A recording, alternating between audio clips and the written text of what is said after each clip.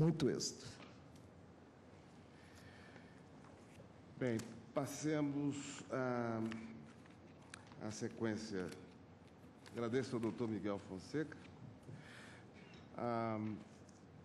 Declaro, então, aberta a 27ª sessão extraordinária deste plenário. Passo a palavra ao senhor secretário, Luiz Tomilho Matos, para que proceda a leitura da ata da sessão anterior. Ata da 23ª sessão ordinária, realizada em 18 de setembro de 2013, presença do ministro Joaquim Barbosa, Procurador-Geral da República, doutor Rodrigo Janot Monteiro de Barros, apregoados agravos regimentais na ação penal. Indago dos senhores ministros se há alguma observação, alguma divergência em relação à ata. Não havendo, declaro-a aprovada. Ministro Luiz Fux, feito com sustentação oral. Recurso extraordinário número 768.494, tem como recorrente o Ministério Público do Estado de Goiás, recorrido Clésio Eliandro de Assis e Hélio Divino Soares. Excelência, tem a palavra. Senhor presidente, egrégio Tribunal Pleno, os representantes do Ministério Público, os senhores advogados presentes, o senhor advogado que assumiu a tribuna. Aqui, senhor presidente, cuida-se de um recurso extraordinário interposto pelo Ministério Público de Goiás, com base no artigo 102, inciso 3º, alínea A da Constituição, visando a reforma da decisão do Tribunal de Justiça de Goiás, que tem uma ementa sobre outros delitos, delito de receptação, mas o ponto que nos interessa de perto é o item 4 da ementa, no sentido de que, havendo crime de posse ilegal de arma de fogo, sido perpetrado em 27 de dezembro de 2007 e com a vigência da Lei 11.922 de 2009, estendendo o novo prazo para registro ou entrega de armas até 31 de dezembro de 2009, a ação embarcada está a conduta do apelante pela vacatio leges, extinguindo-se a sua punibilidade.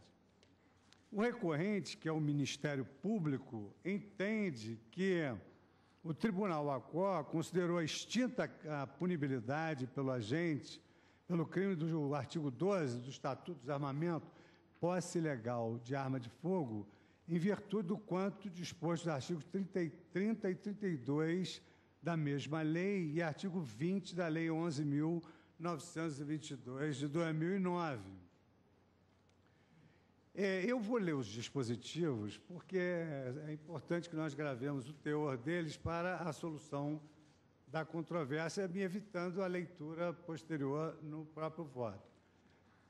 O Estatuto dos Armamentos dispõe o seguinte, artigo 5º, parágrafo 3º, o proprietário de arma de fogo com certificados de registro de propriedade, expedido por órgão estadual ou do Distrito Federal, até a data da publicação desta lei, que não optar pela entrega espontânea, prevista no artigo 32 desta lei, deverá renová-lo mediante o pertinente registro federal até 31 de dezembro de 2008, ante a apresentação da documentação da identificação pessoal e comprovante de residência, ficando dispensado o pagamento de taxas.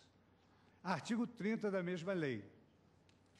Aqui fala em optar pela entrega espontânea. Aqui o artigo 30. Os possuidores e proprietários de arma de fogo de uso permitido, ainda não registrada, não é a entrega, é o registro aqui, deverão solicitar seu registro até o dia 31 de dezembro de 2008, mediante a apresentação de documentação da identificação pessoal e comprovante de residência, acompanhado de nota fiscal, da compra, da origem lícita, que consta as características da arma, ficando dispensado o pagamento e o cumprimento de demais exigências. Para fins de cumprimento disposto neste artigo, o proprietário da arma de fogo poderá obter do Departamento da Polícia Federal o certificado de registro. Artigo 32, quer dizer, o artigo 5º trata do porte, né, optar pela entrega.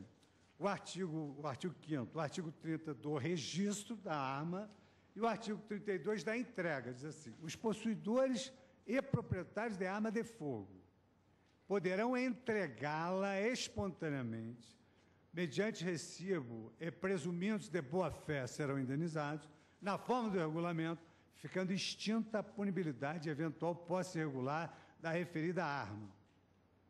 Essa é a redação do artigo 32, dada pela Lei 11.706.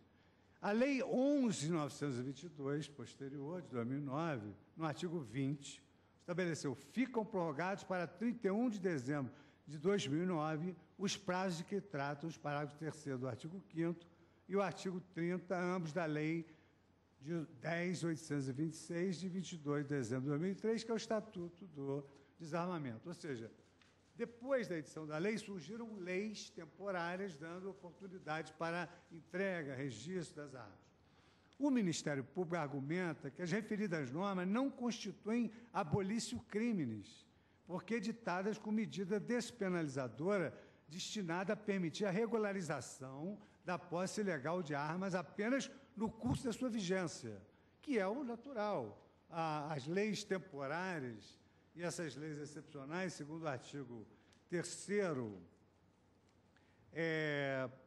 do Código Penal, dispõe o seguinte: a lei excepcional temporária, embora decorrido o período de sua duração ou cessadas as circunstâncias que a determinaram, aplica-se ao fato praticado durante a sua vigência. Elas não têm retroatividade, mas elas têm ultraatividade.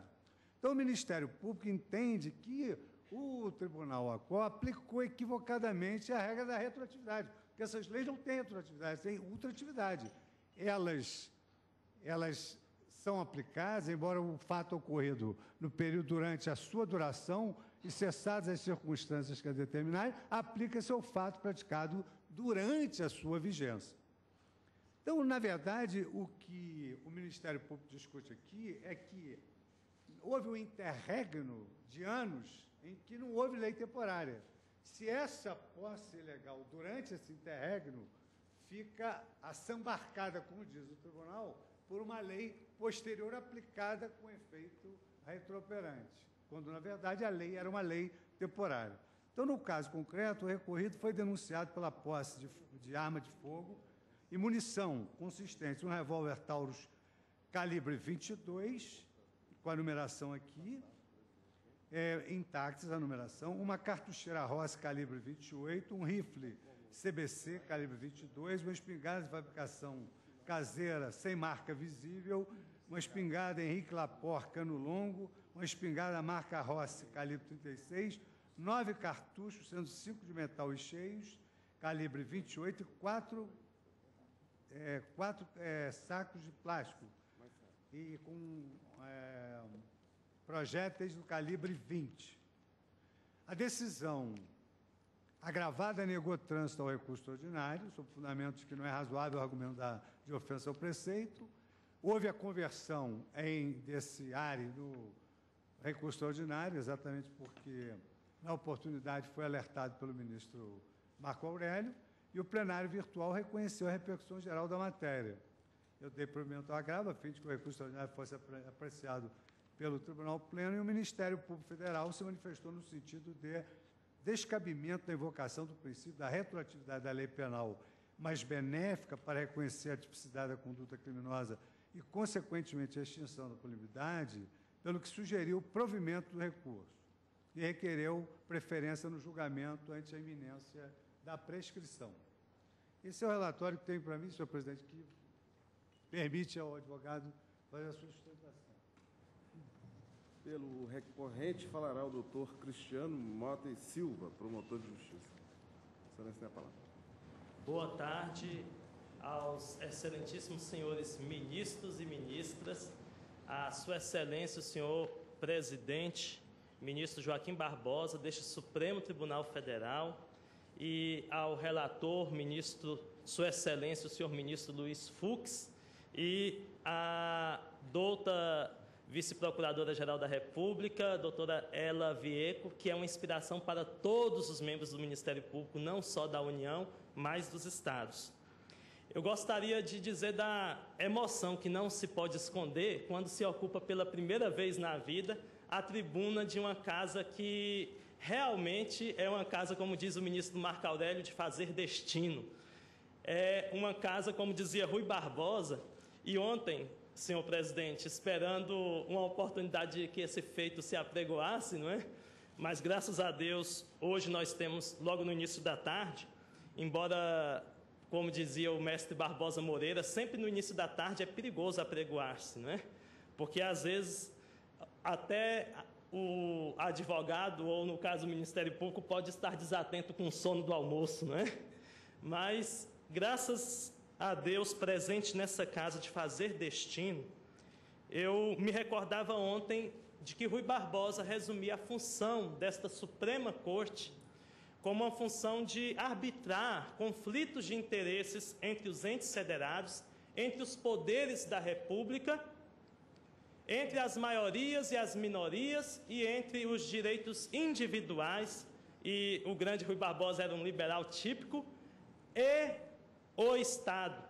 E dizia o grande Rui Barbosa que é impossível que com a dimensão dessa, sobre essa corte muitas vezes não se abata a força dos vendavais, mas que ela atravessa esses vendavais incólume e com a serenidade dos seus ministros, ela transita por essas inclemências passageiras. Então, gostaria de agradecer ao Supremo Tribunal Federal por essa oportunidade de o Ministério Público dos Estados-membros ocupar a tribuna, lembrando que, conforme decidido ainda no ano passado, em 21 de junho, no julgamento de questão de ordem no recurso extraordinário 593-727, da relatoria do senhor ministro César Peluso, e até recobrando que já tinha sido objeto de discussão na reclamação 7358, reconheceu-se aos Ministérios Públicos dos Estados esse poder de realizar esse ato processual postulatório, que é o de ocupar a tribuna dessa Suprema Corte. E, na ocasião, Vossa Excelência, senhor ministro Joaquim Barbosa, acentuou que isso nada mais era do que derivação necessária do princípio federativo. Senhores ministros, senhoras ministras, senhor relator, sobre a subsistência desse recurso extraordinário, eu gostaria de, em passagem breve, dizer que logo no início da sistemática, depois da Constituição de 88, dos recursos de índole extraordinária, se colocou muito aqui a questão, e o ministro Veloso bateu nessa tecla, e em artigo doutrinário, publicado, dentre outros, nos arquivos do Ministério da Justiça, o senhor ministro Moreira Alves, e também Sua Excelência, o senhor ministro Marco Aurélio, no sentido de que melhor seria que, já no recurso especial, se viabilizasse o enfrentamento da matéria infraconstitucional e da matéria constitucional, para evitar a problemática sempre presente quando se cuida de enfrentar ou de interpor recurso de um acordo com um duplo fundamento, um constitucional e um infra-inconstitucional. E houve um debate muito interessante nessa Suprema Corte, no recurso extraordinário 195-056, e Sua Excelência, senhor ministro Marco Aurélio, dizia na ocasião justamente isso, mas houve a objeção do ministro Otávio Galotti, e Sua Excelência, ministro Otávio Galotti, que poucas vezes intervinha no debate, resolveu colocar exatamente essa questão. Cuidava-se de um caso em que o recurso especial havia sido desprovido no Superior Tribunal de Justiça. É a hipótese dos autos. Houve RE e houve RESP. O RESP foi desprovido no Superior Tribunal de Justiça. E aí o ministro Otávio Galotti dizia, isso não impede o trânsito do recurso extraordinário. Por quê? Porque aí, abre aspas, o recurso extraordinário ficaria impossível. Porque se o STJ, apreciando a matéria de lei ordinária, negaria provimento ao recurso, não caberia extraordinário deste último acordo. E o primeiro RE ficaria prejudicado e a via de acesso ao Supremo Tribunal Federal inteiramente obstruída. Vou fechar aspas, embora eu fiz uma interpolação para melhor compreensão da Corte, RTJ 185, tomo 1, 332. Senhores, mesmo com o desprovimento em decisão monocrática do recurso especial no Superior Tribunal de Justiça, a jurisprudência dessa Corte é no sentido de que isso não inviabiliza o conhecimento da matéria por esse altíssimo tribunal, sob pena de não se realizar mais a guarda da Constituição, que é a razão maior de ser dessa Suprema Corte. Quanto à repercussão geral da matéria, todos nós assistimos, e no dia, por uma coincidência dessas, numa reunião nacional de membros do Ministério Público, em 24 de abril deste ano, nós vimos o debate aceso aqui no julgamento do recurso extraordinário com agravo, era a questão da intimação dos procuradores federais que atuam nos juizados. No recurso extraordinário com agravo 648, 629, essa Corte debateu muito se o exame da questão alusiva à existência de repercussão geral na temática tornaria ou não precluso o exame do tema no plenário físico. E, como expendeu o senhor ministro Luiz Fux, relator, em uma das suas manifestações neste feito, essa questão ficou em aberto, esperando a composição da Corte. Senhores ministros, seria muito mais fácil dizer que ficou superada, né, a questão, né?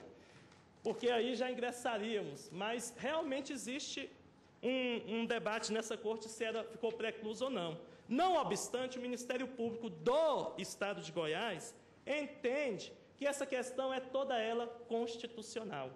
E aí eu faço uma recordação, e há muitos casos que esta Suprema Corte julgou, o senhor ministro Sepúlveda Pertence costumava dizer, e até citando o ministro Luiz Galotti, que nesses casos de interposição de recurso extraordinário, pelo artigo 102, inciso 3, a linha A, nesses casos da linha A, em muitas hipóteses seria impossível a Corte cumprir a sua função constitucional se ela não descesse a análise, ainda que superficial, e a leitura, muitas vezes, dos dispositivos infraconstitucionais. E eu entendo que essa Corte deve descer ao exame a leitura, ainda que singela, dos preceitos legais que sucessivamente foram otorgando esse prazo para a regularização do uso, ou melhor, da propriedade de arma de fogo de uso permitido. Essa Corte, ela pode examinar. E me recordo aqui que a senhora ministra Carmen Lúcia, fazendo menção ao voto do ministro Sepúlveda Pertence, quando foi julgado aqui aquele recurso extraordinário, que foi publicado até na RTJ 208, tomo 3, em que a Corte deu pela legitimidade da estabilidade financeira, a ministra Carmen Lúcia acentuou justamente isso, que nas questões de direito intertemporal, e no caso se cuidava de direito adquirido, a Corte não poderia cumprir a sua missão, salvo se descesse em termos ao exame da legislação infraconstitucional que estava emaranhada no mérito da questão. Senhores ministros, senhoras ministras, esse caso não é de direito intertemporal no âmbito civil, mas diz respeito à eficácia das normas no tempo, porque diz respeito justamente ao alcance do artigo 5º, inciso 40 da Constituição da República, a teor de cujo preceito a lei penal não retroagirá, exceto para beneficiar o réu. A questão toda ela é constitucional, e por isso entende o Ministério Público que a Corte deva enfrentá-la. E é isso que o Ministério Público requer.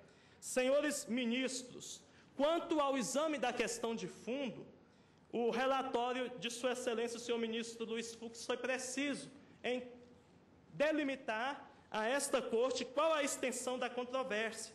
E o senhor ministro disse, já havia dito nos autos deste processo, que a discussão jurídica se centra justamente nisso. Se, em data anterior à imposta pela lei 11.706 e mais tarde pela 11.922, se naquelas condutas que ocorreram depois de 23 de junho de 2005 e anteriores a essas novas datas, a 31 de dezembro de 2008, não é? haveria que foi criada pela lei, que foi desenhada pela Lei 11.706, haveria de se cogitar da aplicação dessa norma que confere àqueles que têm posse de arma de fogo a regularização da propriedade dessa arma de fogo de uso permitido. Então, eu vou fazer licença apenas para ler o que Sua Excelência, o senhor ministro Luiz Fux, consignou. Tipicidade das condutas de posse de arma de fogo permitido, ocorridas após 23 de junho de 2005 e anteriores a 31 de janeiro de 2008, data em que entrou em vigor a medida provisória número 417. E aí assentou Vossa Excelência, que é esse o cerne da discussão jurídica. Poderia parecer questão de direito infraconstitucional meramente, mas não é, porque aqui não se cogita de tergiversar sobre o âmbito temporal de validade destes preceitos legislativos, do início da vigência deles, do final da vigência e o período que eles apanharam. Isso aqui, na verdade, é insuscetível de discussão. O que se discute nesses autos é se o artigo 5º 40 da Constituição foi bem ou mal aplicado. E Vossas Excelências têm nos ensinado que o texto da Constituição, ele não é apenas mal aplicado quando se deixa de reconhecer a sua incidência em hipótese que ele claramente apanha, mas também é indevidamente tratado e, portanto, mal ferido, quando ele é aplicado para a hipótese que ele claramente não alcança. E o Tribunal de Justiça do Estado de Goiás, por um de seus órgãos colegiados, aplicou justamente a um crime que ocorreu em 27 de dezembro de 2007. Quer dizer, não apanhado por esse intervalo.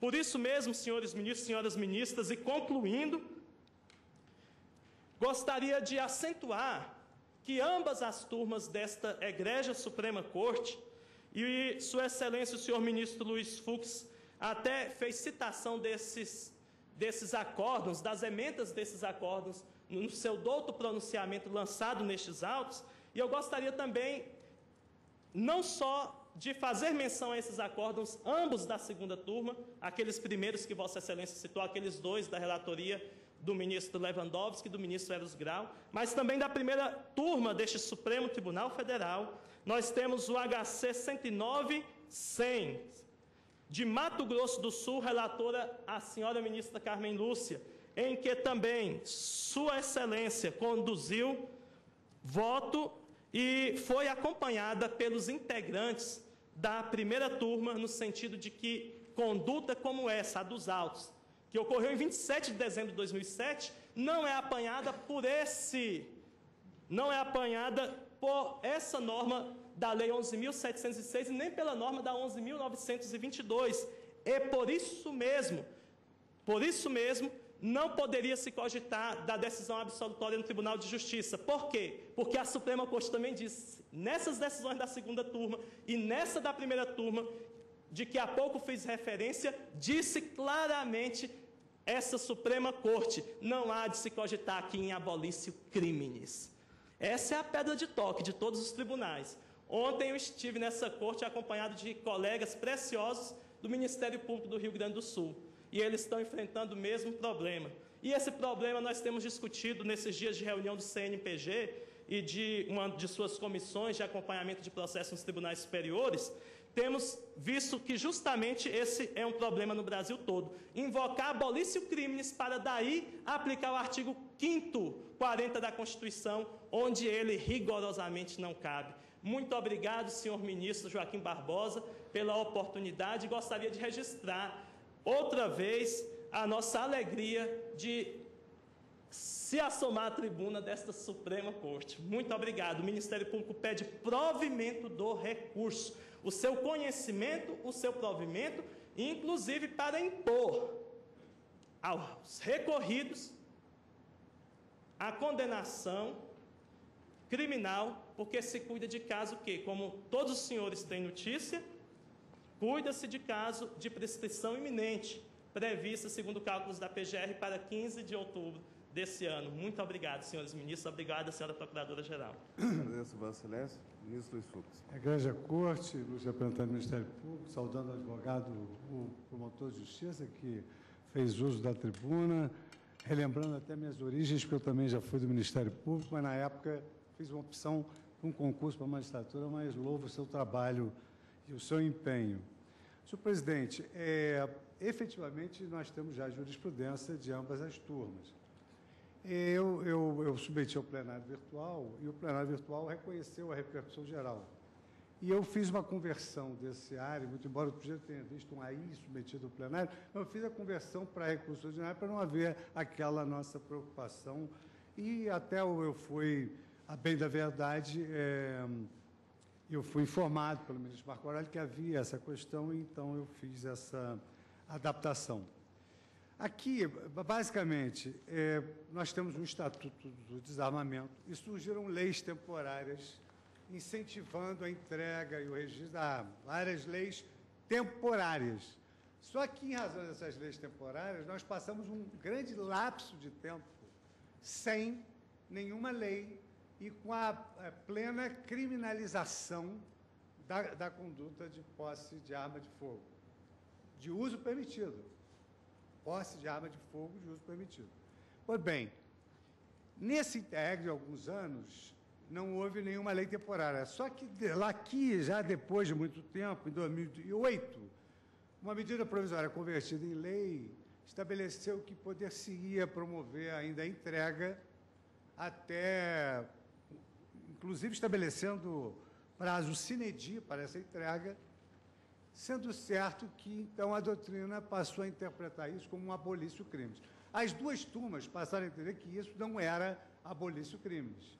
A jurisprudência, ela digamos assim, já sedimentada. Com relação, vamos dizer assim, a essas leis temporárias, eu apenas citaria o recurso ordinário 71947, do ministro Luiz Galotti, no qual Sua Excelência estabelece com muita clareza que a jurisprudência do Supremo, no sentido que a lei excepcional temporária, embora decorrer do período de sua duração ou cessadas as circunstâncias que a determinaram, aplica-se ao fato praticado durante a sua vigência, mas não retroativamente. Há um acordo antiquíssimo muito interessante, 33.952, que o relator, o ministro Orozimbo Nonato, que exatamente explicita as características dessas leis temporárias, para então fazer o discrimen e fazer a comparação entre o artigo 2º, que prevê a retroatividade da lex missio, e o artigo 3º, que estabelece que a lei temporária ela não tem retroatividade, ela tem ultratividade. Os fatos que se passaram durante a sua vigência são assambarcados por ela. Mas, nesse ato, a conduta não tinha nenhuma regra que previa uma descriminalização desse fato. Então, senhor presidente, eu vou fazer aqui um resumo, porque eu trago a doutrina mais abalizada do professor Juarez Cirino, que entendo seja um jurista penal de vanguarda, do professor René Ariel Dotti, exatamente nesse mesmo sentido. Mas eu procurei sintetizar tudo isso e eu traria, então, a colação, poucas páginas aqui, só para deixar bem esclarecida a nossa jurisprudência e como é a nossa percepção sobre esse fato. Eu digo que o Estatuto do Desarmamento, cuja publicação ocorreu em 23 de dezembro de 2003, permitiu aos proprietários e possuidores de armas de fogo a solicitação do registro ou entrega das armas no prazo de 180 dias após a publicação da lei. Após a edição das leis 10.884 de 2004, 11.119 de 2005 e 11.191 de 2005, o prazo final para a solicitação do registro de arma de fogo foi prorrogado para 23 de junho de 2005, enquanto o termo final para entrega das armas, uma para registro e outra para entrega, foi fixado em 23 de outubro de 2005. Exclusivamente para os moradores de zona rural que comprovassem a necessidade da arma para a sua subsistência, a Lei 11.191 prolongou o prazo para a regularização do registro até 11 de março de 2006. O prazo previsto no artigo 30 da Lei 10.826 de 2003, ou seja, prazo para registro de arma de fogo, foi alargado até a data de 31 de dezembro de 2008, pela medida provisória 417, publicada em 31 de janeiro de 2008, que foi convertida na Lei 11.706 de 2008. E o governo ainda acreditando posteriormente a Lei 11.922, cuja vigência se deu a partir de 14 de abril de 2009, tornou a prolongar o prazo para registro até 31 de dezembro de 2009.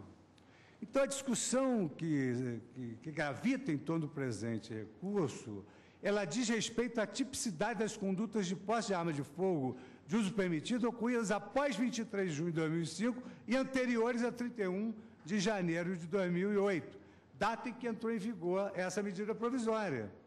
E esse diploma, como visto, permitiu o registro da propriedade de arma de fogo de fabricação nacional e uso permitido ou a sua renovação até 31 de dezembro de 2008. Então, aqui, nós temos um fato cometido nesse interregno após junho de 2005 e antes de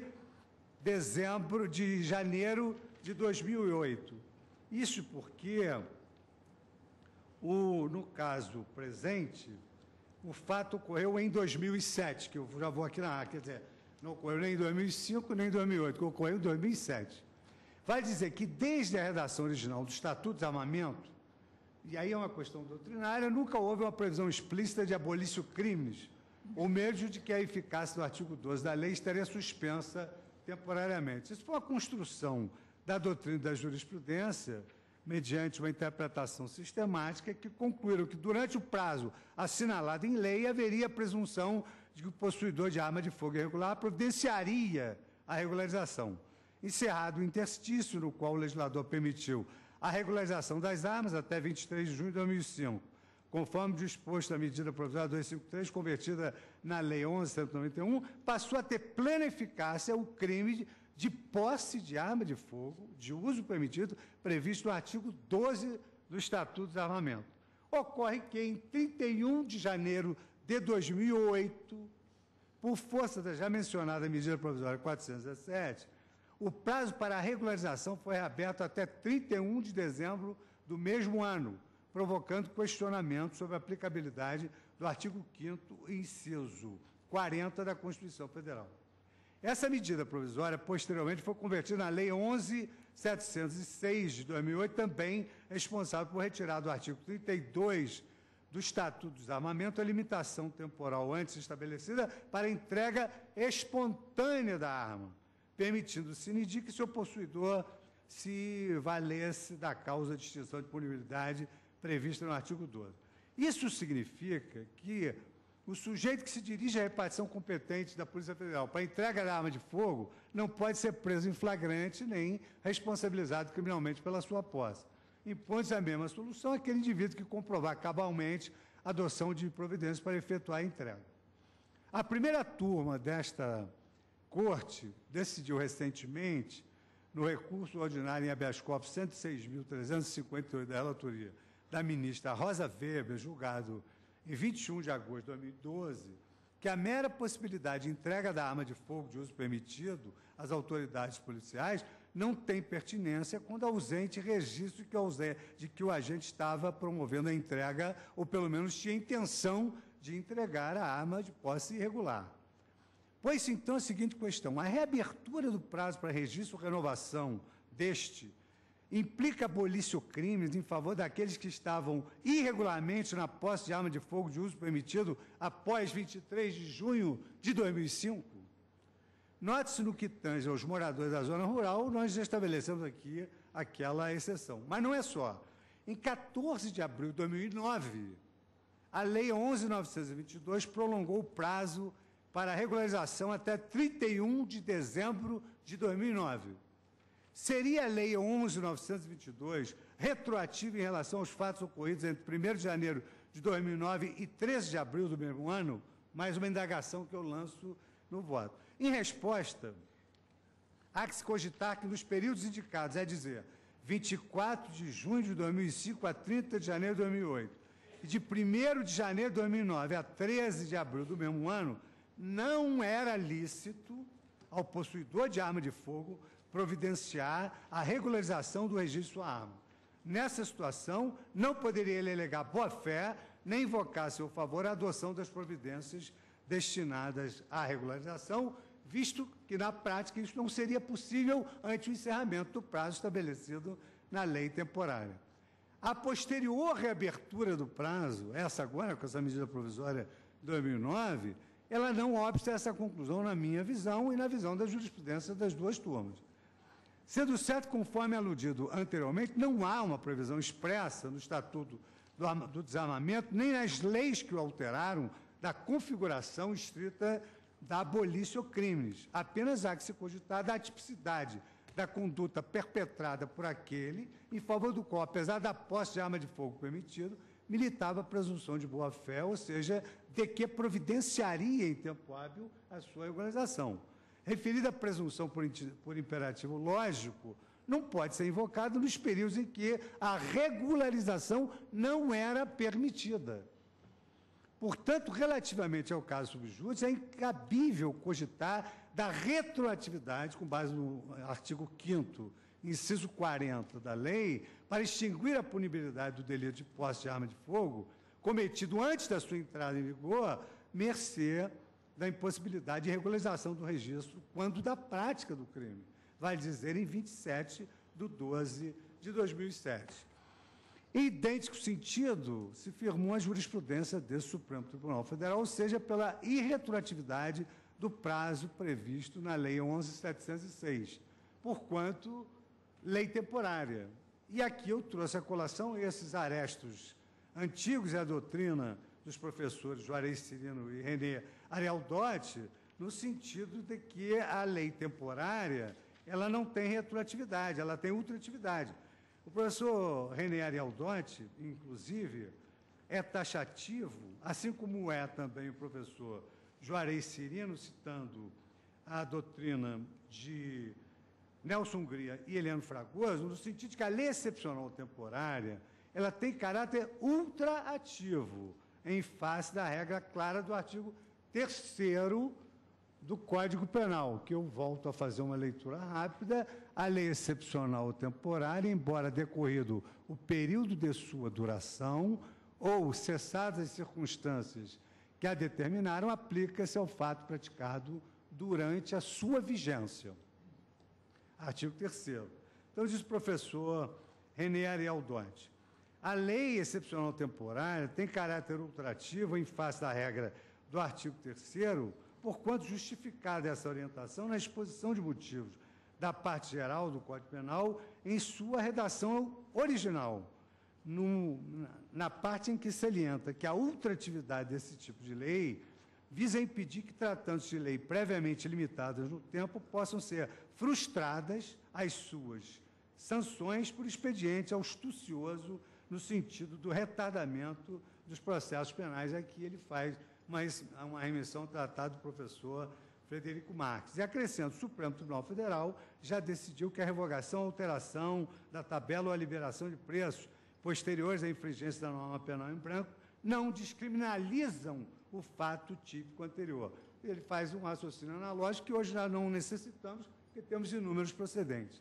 E eu escolhi esse precedente, que é da lavra do ministro Ricardo Lewandowski, que funcionou durante muito tempo em tribunal criminal, onde Sua Excelência, no recurso de habeas corpus 111.637, também recente, publicado em 1º de agosto de 2012, concluiu: a vacatio legis não tem o condão de retroagir justamente por conta de sua eficácia temporária.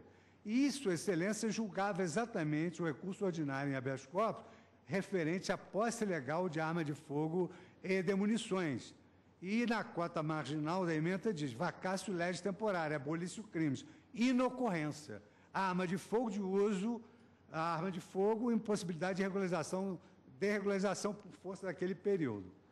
Acompanhando o voto de Sua Excelência, agora já na segunda turma, o ministro Eros Grau, a quem eu sucedi, no habeas corpus 96168, também assentou o prazo de 180 dias previsto nos artigos 30 e 32 da Lei 10.826 de 2003, é para que os possuidores e proprietários de armas as regularizem ou as entreguem às autoridades.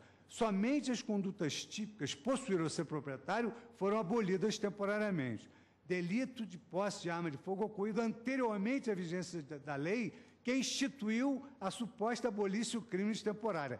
Não cabimento da pretensão de retroação de lei benéfica. Precedentes, ordem denegada. Trilhar orientação inversa significaria, no meu modo de ver, senhor presidente, contrariar o pacífico entendimento desta Corte pela irretroatividade do Estatuto do Desarmamento em relação aos delitos de posse de arma de fogo cometidos antes da sua vigência.